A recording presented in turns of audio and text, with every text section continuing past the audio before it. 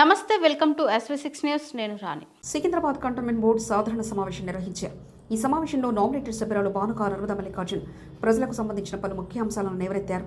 ప్రధానంగా ఇటీవల Jubilee bus stand ఆవరణలో శ్రీ అటల్ బిహారీ వాజ్పేయి పార్క్ పక్కన ఖాళీ స్థలంలో కొందరు బీద ప్రజలు దుకాణాలు ఏర్పాటు చేసుకోగా ఆ స్థలం రక్షణ శాఖ ఆధీనంలోకి కంటోన్మెంట్ బోర్డు స్థలం కావడంతో నిర్మాణాలను తొలగించడం జరిగింది. దీనివలన అనేక మంది బీద ప్రజలు రోడ్డున పడిన విషయం తెలిసిందే. ఈ ఘటనపై ఈటల రాజేందర్ స్పందించి నేషనల్ ఎస్టీ కమిషన్లో ఫిర్యాదు చేసి కూల్చివేసిన స్థలంలో కంటోన్మెంట్ బోర్డు ద్వారా మళ్లీ నిర్మాణాలు చేపట్టి వారికి కేటాయించే విధంగా కృషి చేసినందుకు కంటోన్మెంట్ బోర్డు కార్యాలయం ఆవరణలో దేశ ప్రధాని నరేంద్ర మోదీ ఎంపీ ఈటల రాజేందర్కు పాలాభిషేకం చేయడం జరిగింది. ఈ కార్యక్రమంలో భానుకారు అరుణ మల్లికార్జున్, బిఎన్ శ్రీనివాస్ పాల్గొన్నారు. बीजेपी नायकत्व, भारत माता की, Bharatiya Janata party, Bharatiya Janata party, Bharatiya Janata party, Etela Rajender అన్న గారి నాయకత్వం, మా ఎంపీ గారి నాయకత్వం, ఆవాజ్ దో భారతీయ జనతా పార్టీ, భారతీయ జనతా పార్టీ.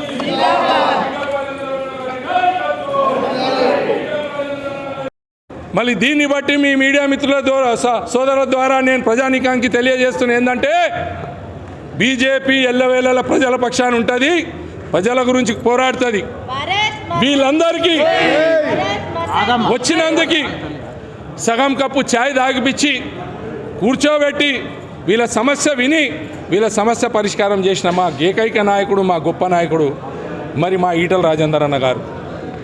ఇటువంటి గవర్నెన్స్ ఇచ్చే మా భారతీయ జనతా పార్టీ మోడీ గారి హయాంలో ప్రతి ఒక్క బీజేపీ కార్యకర్త మోడీజీ ఆప్ ఆగే బడో, ఈటలాజీ ఆప్ ఆగే బడో, హమ్ తుమారే సాథే అని చెప్పి నిదానంతో ముందుకెళ్తున్నాం. ఇంకా నేను మాట్లాడదలుచుకుంటే చాలా విషయాలు ఉన్నాయి. రాష్ట్రం గురించి మాట్లాడితే మళ్ళీ రేవంత్ రెడ్డి గారు గతంలో ఇక్కడ ఎంపీగా ఉండే మరి ఏం చేసిండో ఆయన శ్వేతపత్రం రిలీజ్ చేయాలి.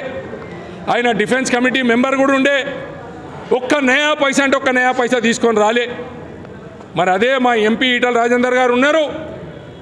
గత 50 సంవత్సరాల నుంచి మల్కాజ్గిరి చుట్టుముట్టు రైల్వే డిపార్ట్మెంట్ నుంచి ఏదైతే ఆర్ఓబీలు కానివ్వండి, లేకపోతే ఆర్యూబీలు కానివ్వండి, కోట్ల రూపాయలు, వందల కోట్ల రూపాయలు పెట్టి నా మల్కాజ్గిరి ప్రజలు ఇబ్బంది పడుతున్నారు. గంటల కమానం లైన్లో నిల్చుంటున్నారు, ఈ పొల్యూషన్లో ఉంటున్నారని బాధపడుతున్నారని చెప్పి నిన్నగాక మొన్న మా మోడీ గారిని మెప్పించి ఒప్పించి, రైల్వే మినిస్టర్ గారిని మెప్పించి ఒప్పించి 87 లక్షల రూపాయలు శాంక్షన్ చేయడం జరిగింది. ఇది కాదా డెవలప్మెంట్? ఇది కాదా బీజేపీ పనితీరని నేను మీ ద్వారా ఈ కంటోన్మెంట్ ప్రజానీకానికి తెలియజేస్తున్నా. కంటోన్మెంట్ 28 ఎకరాల ల్యాండ్ ఉంది అస్మత్పేటలో. ఆ ట్రెంచింగ్ గ్రౌండ్ ల్యాండ్ అని ఒకప్పుడు పీతిరి కుప్పలు అనేది మేము అది ఆగిన తర్వాత మా ఎంప్లాయీస్కి ఇవ్వాలని గత 30 సంవత్సరం మేము పోరాటం, అది కూడా ఆయన మాకు ప్రామిస్ చేశారు ఖచ్చితంగా మీకు ల్యాండ్ ఇప్పిస్తాను.